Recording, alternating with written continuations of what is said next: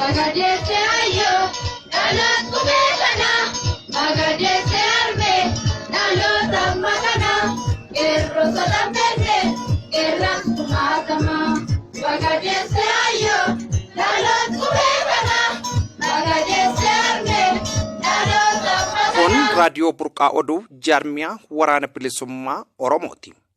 Raadiyoon burqaa oduu jaarmiyaa waraana bilisummaa Oromoo torbanitti guyyaa 3 jechuunis gaafa facaasaa jimaata fi dilbata akka lakkoofsa Oromiyaatti sa'a 6 PM yookiin akka warra Esterneetitti sa'a 12 PM'tti tamsaasa kallattiin waan isin biraan geenyuuf ilmaan Oromoo addunyaa mara keessa jirtan akka nu hordoftan kabajaan isin gaafanna.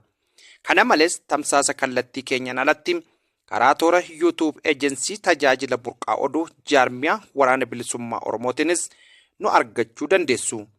Agency burqaa oduu jaarmiyaa waraana bilisummaa Oromoo.